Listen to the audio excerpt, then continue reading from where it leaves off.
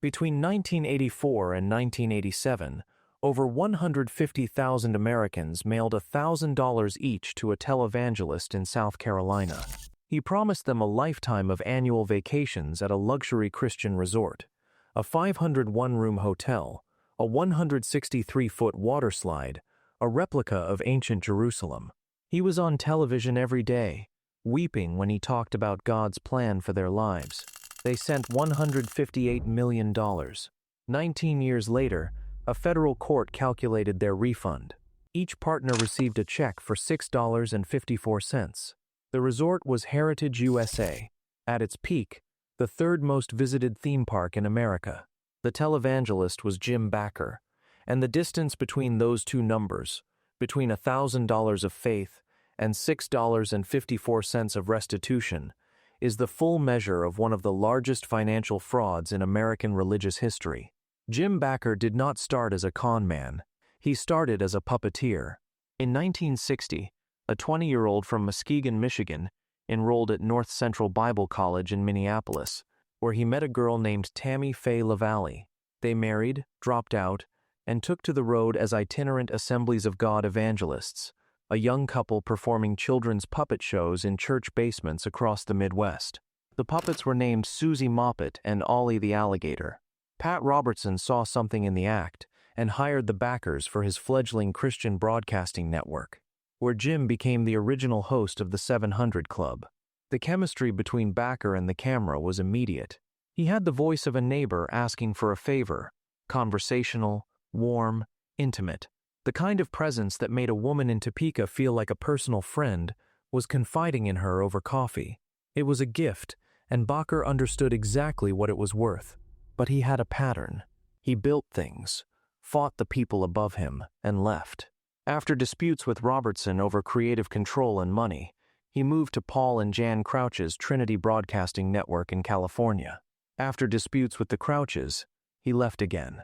By 1974, he was in Charlotte, North Carolina, broadcasting from an abandoned furniture store with a staff of 6 and a resolve that no one would ever control his platform again. He called it PTL. Praise the Lord, though the initials would eventually acquire less charitable translations. The late 1970s and early 1980s marked the rise of the moral majority and the political mobilization of evangelical voters who believed American culture had drifted irretrievably from its moral foundation. Cable deregulation opened hundreds of new television channels, and religious broadcasters colonized the dial. Sunday morning sermons became 24-hour ministry networks.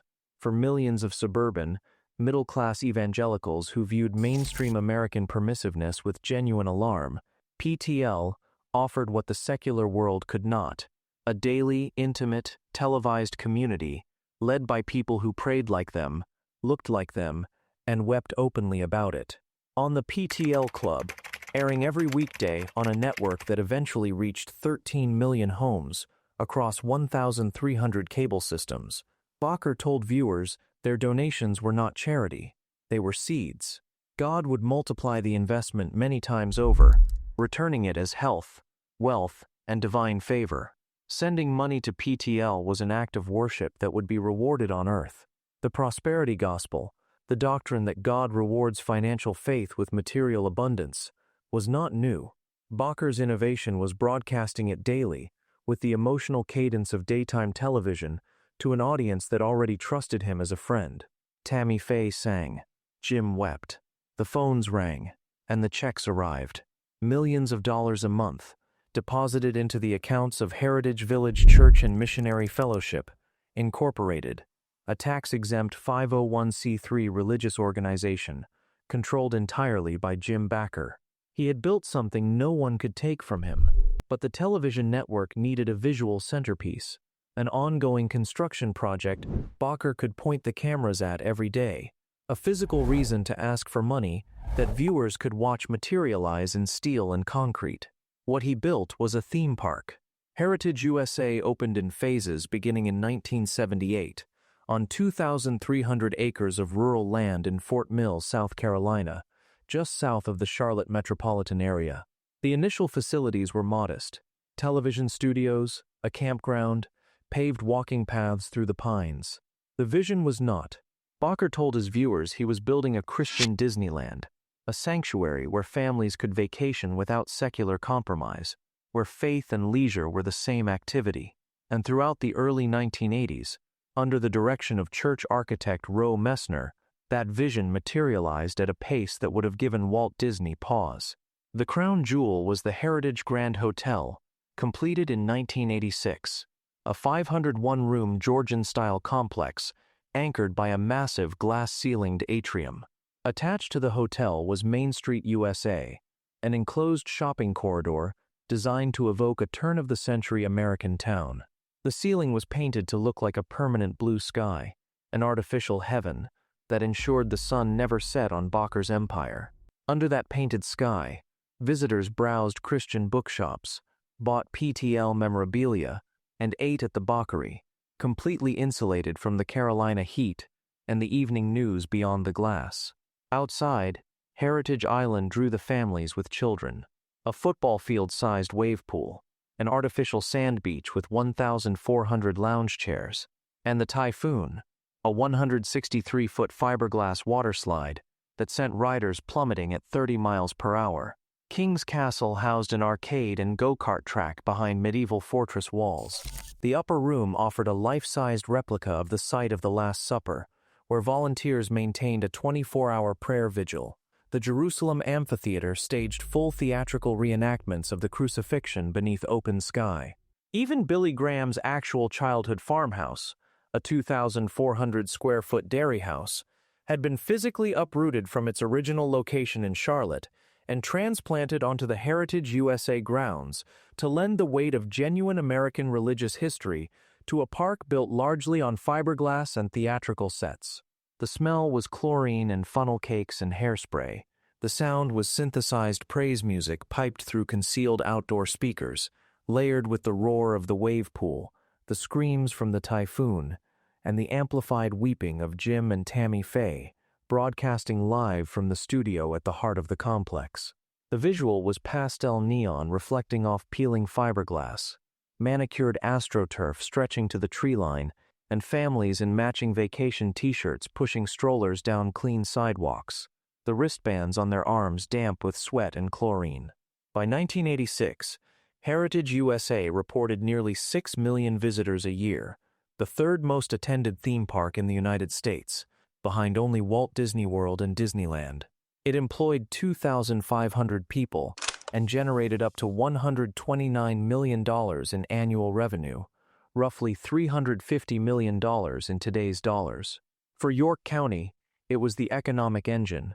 For the PTL faithful, a visit was not a vacation, it was a pilgrimage. Families saved for years.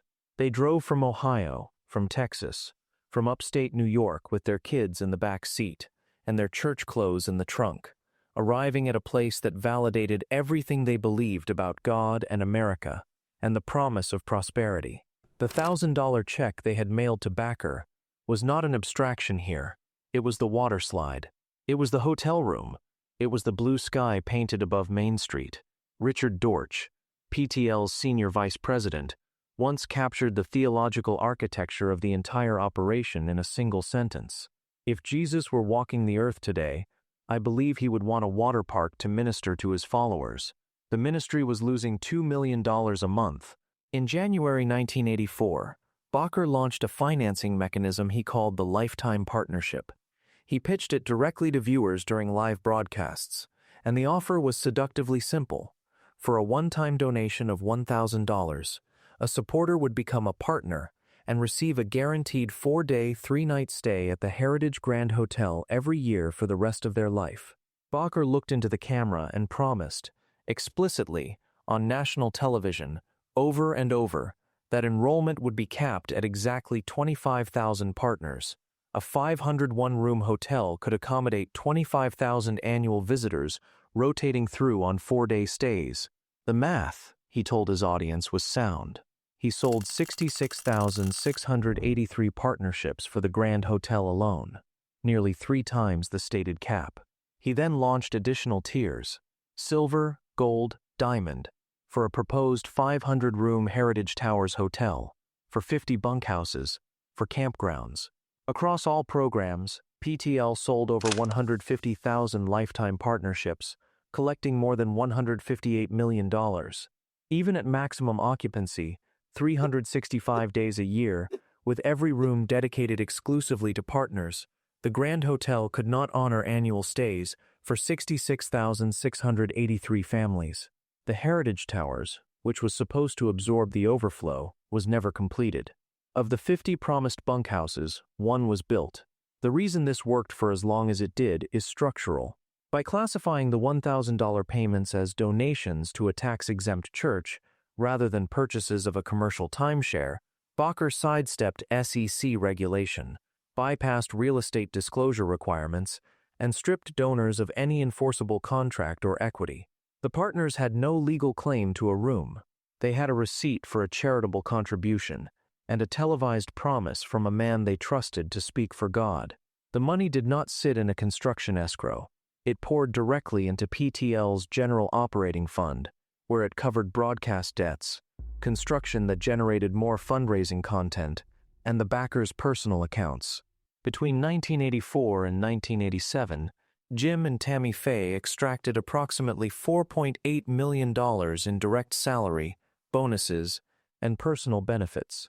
In 1986 alone, they took home nearly $1.6 million, then collected an additional $640,000 in bonuses over a single 6-week period.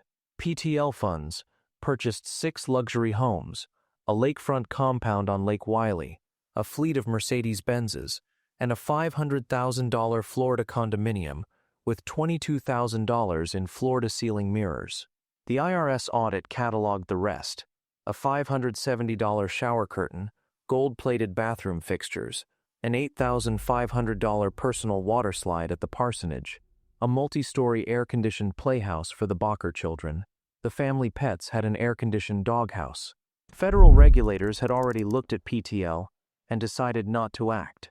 The FCC investigated Bakker between 1979 and 1982 for diverting $350,000 in viewer donations, originally earmarked for overseas missions. The agency found clear evidence of financial misconduct. The commissioners voted 4-3 to drop the case. A confidential IRS audit concluded that $1.3 million in ministry funds had gone directly to the Bakkers' personal expenses and recommended revoking PTL's tax-exempt status. The recommendation went nowhere. In the mid-1980s, the Reagan administration treated prominent televangelists as political allies, not regulatory targets. Nobody stopped them. While the partnership revenue was sustaining this lifestyle, it was also quietly building a second liability, one that had existed since December 1980, 3 years before the first partnership was ever sold. That month, a 21-year-old church secretary named Jessica Hahn was flown from her Pentecostal congregation in Massapequa, New York, to a hotel room in Clearwater Beach, Florida. She was drugged and sexually assaulted by Jim Bakker and a PTL associate named John Wesley Fletcher. For 5 years, the incident stayed buried. Then, in February 1985, Hahn's representatives prepared a civil lawsuit. Bakker's second-in-command, Richard Dortch, flew to California to negotiate. The price of silence was $265,000, bound by a 20-year non-disclosure agreement. The payment method fused the sexual misconduct with the financial fraud into a single criminal act. Dortch could not write Hahn a check from PTL's accounts without raising an internal flag. Instead, he instructed Roe Messner, PTL's chief building contractor, the man who had physically constructed Heritage USA, to pay Hahn's attorneys directly from his own firm's accounts. Messner then submitted a fraudulent construction invoice to PTL for the identical amount, billing the church for architectural work that was never performed. The $265,000 appeared in the ministry's books as a building expense for the theme park. Donors who believed their $1,000 was building a hotel room were, in part, funding the suppression of a rape allegation. A reporter at the Charlotte Observer had been watching for years. Charles Shepard had covered the PTL beat since the mid-1970s, methodically tracking the ministry's financial discrepancies, while Bakker devoted entire broadcasts to publicly attacking the newspaper's credibility and calling on viewers to cancel their subscriptions. Shepard's editors held firm. They let him work. He was building something that would eventually fill a Pulitzer Prize citation. By early 1987, Shepard had documentary evidence of the fake construction invoices Dortch had routed through Messner's firm. He had traced the $265,000 from PTL's general fund through the contractor's accounts to Hahn's attorneys in California, and he was preparing to publish. Bakker knew the story was coming. On March 19, 1987, he resigned from PTL and handed control of the ministry, the television network, the 2,300-acre resort, all of it, to Jerry Falwell. The framing was calculated. In his public statement, Bakker described himself as the victim of treacherous former friends who had wickedly manipulated him. The encounter with Hahn, he said, was a single isolated incident, 15 minutes, 7 years ago. Falwell was a Baptist. Bakker was Pentecostal.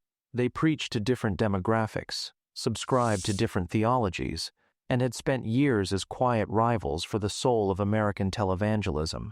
But Falwell took the job, publicly promising financial transparency, moral reform, and the rescue of Heritage USA. He brought in new board members. He pledged to audit every dollar, and in a moment of surreal television that captured the national press, he fulfilled his pledge to ride the park's 163-foot Typhoon waterslide in a full business suit if his $20 million emergency fundraising drive reached its goal. The image, a fundamentalist Baptist minister in wool and leather shoes, plummeting down a fiberglass flume at 30 miles per hour, emerging soaking wet and grinning, ran on every evening broadcast in the country. Donations spiked.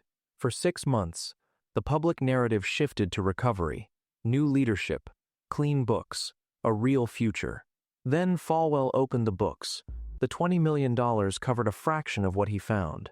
The ministry owed $72 million. The IRS was moving to retroactively revoke PTL's tax-exempt status all the way back to 1980, triggering tens of millions in back taxes and penalties.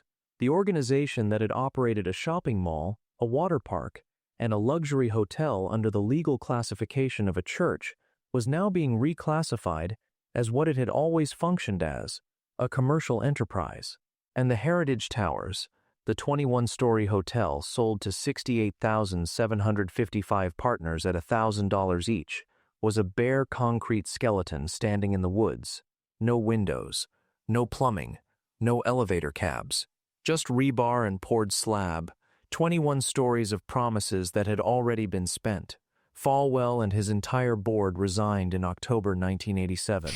Heritage Village Church and Missionary Fellowship filed for Chapter 11 bankruptcy. The daily PTL broadcast went dark. PTL's former vice president, Steve Nelson, would later testify under oath that he had explicitly warned Bakker about the legal consequences of overbooking. Someone could go to jail for this, Nelson told him. Bakker's response, according to the sworn record, not to worry, that there was always room at the inn.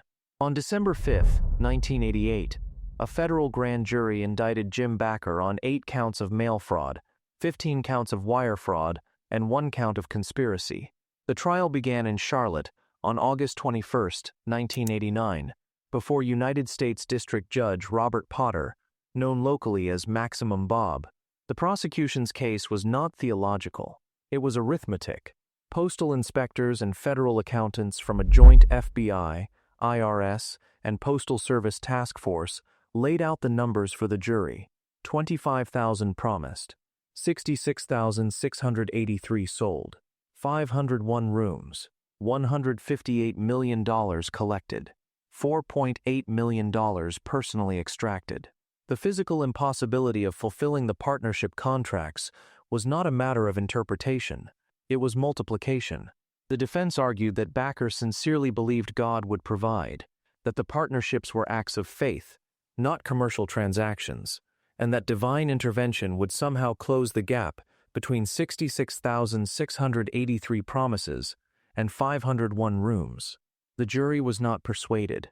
During the proceedings, following particularly damning testimony from former aides, federal marshals discovered Bakker curled in a fetal position beneath his defense attorney's couch, hallucinating that people were trying to attack him. The court halted the trial. Bakker was removed in restraints, transported to a federal psychiatric facility in Butner, North Carolina, and evaluated before being returned to face the verdict. Before the jury deliberated, Hurricane Hugo, a Category 4 storm, carved inland through South Carolina in late September 1989 and struck the Heritage USA campus directly. The bankrupt ministry had no insurance reserves, no revenue, and no maintenance staff. Roofs were ripped from commercial buildings. The glass canopy of Main Street shattered. The water park infrastructure buckled under wind and flooding. The trial resumed in October. On October 5, 1989, the jury found him guilty on all 24 counts. Judge Potter sentenced Jim Bakker to 45 years in federal prison and a $500,000 fine. The sentence was later reduced on appeal, first to 18 years, then to 8. Bakker served approximately 5 years before his parole in 1994.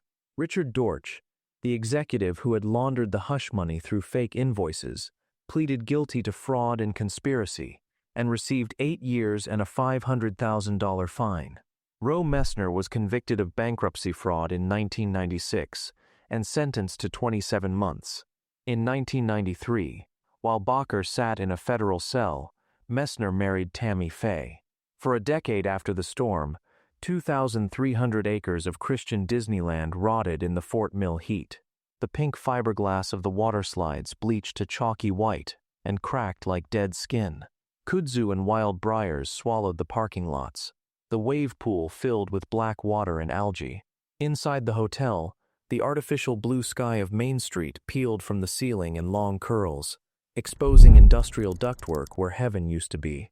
The silence across the grounds, where 6 million visitors a year once walked, was broken only by wind through shattered glass and the low hum of highway traffic beyond the trees. The 21-story Heritage Towers stood open to the rain, its elevator shafts echoing with dripping water, concrete crumbling, rebar rusting in the subtropical humidity. It had been paid for by 68,755 families at $1,000 each. Not one of them ever slept inside it. In 1991, San Diego televangelist Morris Cerullo purchased the bankrupt property for $52 million in partnership with a Malaysian investment group. They rebranded it New Heritage USA and briefly operated the Heritage Grand Hotel as a secular Radisson resort, complete with a new 18-hole golf course. The partnership dissolved within 3 years. Cerullo kept issuing discount cards to his ministry donors, which the Malaysian group argued degraded the property's commercial value. The hotel closed again. Over the following decade, the vast majority of the 2,300 acres was carved up and sold to residential developers. The water park was demolished and paved for tract housing. King's Castle sat vandalized and overgrown until it was razed in 2013. The Jerusalem Amphitheater was leveled for suburban homes. Where families once watched theatrical crucifixions, commuters now pull into 3-car garages on quiet cul-de-sacs, whose winding layouts are the only remaining ghost of the water park flumes they were built on top of. In 2004, Rick Joyner's Morning Star Fellowship Church purchased the core campus and successfully renovated the Heritage Grand Hotel into a functioning ministry headquarters and conference center. The upper room chapel was restored. Its 24-hour prayer vigil continues today. The tower remained. For 20 years, York County and Morning Star fought in state and federal court over the concrete skeleton. The county demanded demolition on safety grounds. Morning Star called it religious discrimination and vowed to complete the structure as a Christian retirement community. In June 2021, Morning Star held a formal groundbreaking ceremony at the tower's base. Construction equipment on site, promotional video rolling, fresh donor money flowing in. Local journalists discovered that no building permits had been applied for. The county issued stop work orders within days. In October 2024, both parties signed a binding settlement.